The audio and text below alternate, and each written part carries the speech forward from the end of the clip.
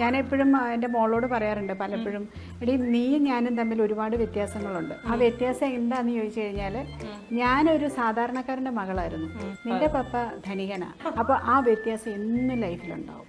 ഞാൻ എല്ലാത്തിനും values keep ചെയ്യുന്ന ഒരാളാണ്. അത് ഡ്രസ്സായിക്കോട്ടെ, ഭക്ഷണം ആയിക്കോട്ടെ, പൈസ ആയിക്കോട്ടെ. പക്ഷെ ആ കുട്ടികൾക്ക് അത് അറിയണം. അവർ വളരുന്ന നമ്മളൊരു ബുദ്ധിമുട്ട് അറിയിക്കാതെ വളർത്തുന്നത്. ഇപ്പം പൈസ ഉണ്ടെങ്കിലും ഇല്ലെങ്കിലും എല്ലാ മാതാപിതാക്കളും ഇപ്പോഴത്തെ കാലത്ത് മക്കളെ ബുദ്ധിമുട്ട് അറിയിക്കത്തില്ല. ഇപ്പം ധനികനായിക്കോട്ടെ അല്ലാതായിക്കോട്ടെ. അപ്പം അവരങ്ങനെയാണ് വളരുന്നത്. പിന്നെ എസ്പെഷ്യലി അവൾ വളരുന്ന ആ ഒരു രീതിയിലല്ലല്ലോ ഞാൻ ജീവിച്ചത്. അപ്പം ആ ഒരു വ്യത്യാസം എന്നും ഉണ്ടാവും. അവരുടെ സ്വഭാവത്തിലും അവരുടെ സംസാരത്തിലും എല്ലാം ഉണ്ടാവും. പക്ഷെ ഞാനോ അല്ല, സ്ട്രിക്റ്റ് ആണ്. പഠനത്തിൽ സ്ട്രിക്റ്റ് ആവും. അവരുടെ ഒരു സ്വഭാവ രൂപീകരണത്തിൽ ഞാൻ സ്ട്രിക്റ്റ് ആണ്.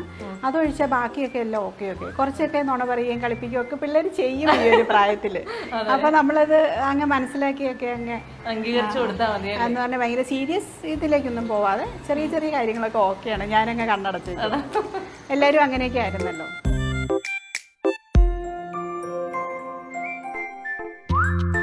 ഇത് ആക്ച്വലി മൊത്തം ബെഡ്റൂംസ് ആണ്. ഞങ്ങളുടെ പിള്ളേരുടെ റൂം, ഞങ്ങളുടെ മാസ്റ്റർ ബെഡ്റൂം, പിന്നെ അമ്മച്ചിക്ക് വേണ്ടിയിട്ട് റൂം, അങ്ങനെ 4 ബെഡ്റൂംസ്. അപ്പൊ ഇത് മോന്റെ മുറി, ഇത് മോളുടെ മുറി അല്ലേ? ഈ 2 മുറിയിലേക്കും നമുക്ക് പ്രവേശനം അനുവദനീയമല്ലാത്തത് കൊണ്ട് നമുക്ക് ചേച്ചിയുടെ മുറിയിലേക്ക് പോകാം. ഇതാണ് നമ്മളുടെ മാസ്റ്റർ ബെഡ്റൂം അല്ലേ? ഞാൻ ഈ ഡോറിനൊക്കെ ഒരു പ്രത്യേകത തോന്നി എനിക്ക്. ഇതെല്ലാത്തിനും ഭയങ്കര പെർഫെക്ഷൻ. ഇത് എന്താ ചെയ്തേക്കുന്നത്? ഇത് വുഡ് ലാമിനേറ്റ് ചെയ്തേക്കുന്ന. ഇതെവിടെയാ ചേച്ചി? ഇത് ബോംബെന്ന് ആൾക്കാർ വന്ന് ചെയ്യുന്ന. ഇവിടെ ഈ വർക്ക് ചെയ്യത്തില്ല. ആണോ? നല്ല ഭംഗിയുണ്ട്. അതുകൊണ്ട് എല്ലാം ഇങ്ങനെ ഭയങ്കര പെർഫെക്റ്റ് ആയിട്ടിരിക്കുന്നു. അപ്പൊ ഇതാണ് നമ്മളുടെ ചേച്ചിയുടെ ബെഡ്റൂം, മാസ്റ്റർ ബെഡ്റൂം.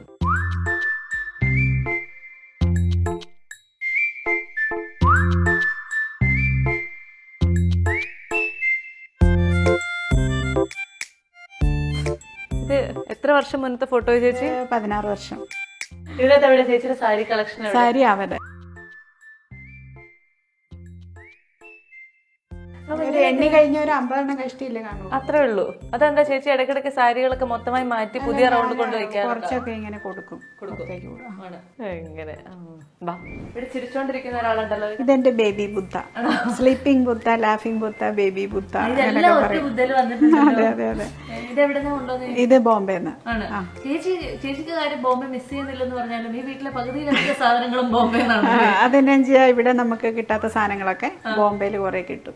എനിക്കൊന്ന് ഇവിടെ നമ്മുടെ കടകളിലൊക്കെ കിട്ടുന്ന പല സാധനങ്ങളും, ഇവൻ ഈ ഇലക്ട്രിക്കൽ കടയിൽ കിട്ടുന്നത് പലതും ബോംബെന്ന് അവർ കൊണ്ടുവന്ന് വെച്ചേക്കുന്ന.